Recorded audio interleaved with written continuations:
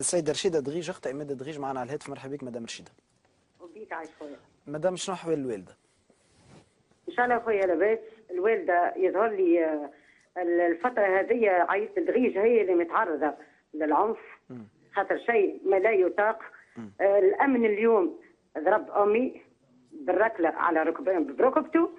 أمي عندها الدم ومريضة بالقلب، امرأة كبيرة، يضربها معناه يركلها بالركبة نتاعو، يجيبها طايحة. خويا تكلم، خلوا كأمي هذيك كيفاش تضربها، يجبد خويا يدخلوه للمركز الداخل، يضربوه يعنفوه، خلوا له تكذب ماهيش امك، سامحني في الكلمه. وقت اللي شافوا امي معناها تحت داخل الكليكه، لقاو المراه اللي مغمى عليها كالساعه، خرجوه خلوا له كي امك ملاقيجه في ساعه امك راهي دايخه والكليكه. وميم تاع خويا يشوف واحد من عون الامن قاعد يصب في الماء على امي، وواحد من الامن الاخر قاعد يصور باش بعد يظهروا اللي هو الامن معناها مع المواطن، وكيفاش المراه كبيره طايحه وهما واقفين معاها، اللي هما معناها اللي ضربوها واللي ضربها معناها امن سيفيل. وخرجوا خويا وجابوا الامبولانس، وقعدت معناها امي في كلينيك الامان.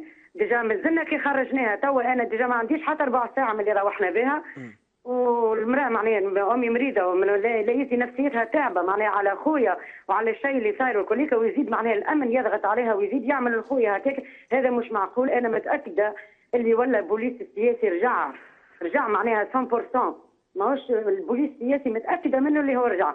سيد الكريم، انا ماذا بيا نوجه معناها كلمه لوزير الداخليه، كان معناها نسمع فيك سيدة رشيدة، تفضل.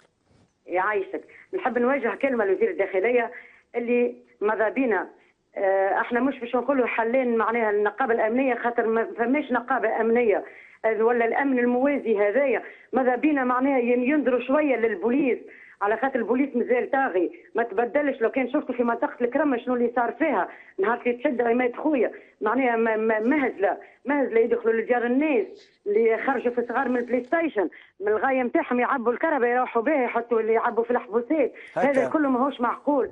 سيدي الكريم، راهي عباره كاينه مش يعملوا لنا مجزره معناها مش الكرم الغربي باش يحرقوها. قاعدين يغلغلوا في القلوب، مانيش عارفه شنو نيتهم. وماذا بيا زاد دعوه الاحزاب كالعباسي كالهمامي كسمير بالطيب كالمعارضين بصفه عامه اللي قاعدين يتكلموا بحلين رابطات حمايه الثوره. نعلمهم اللي رابطات حمايه الثوره ما همش فاهمينها شكون هي الاحياء الشعبيه. كيف باش يحلوا الاحياء الشعبيه؟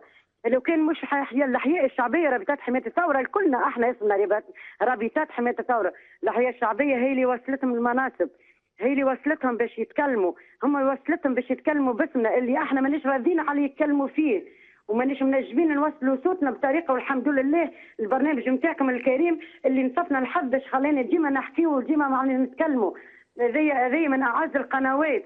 شكرا سيدة رشيدة، بارك الله فيك. معناها والقنوات الTNN والزيتونه معناها والمتوسط، الله يرحم والديكم. شكرا سيدة رشيدة، بارك الله فيك، وصل صوتك. يعطيك الصحة. يعيشك يرحم والديك. يعطيك الصحة. شكرا، بارك الله فيك وعليكم السلام. ان شاء الله لاباس الوالدة الكريمة.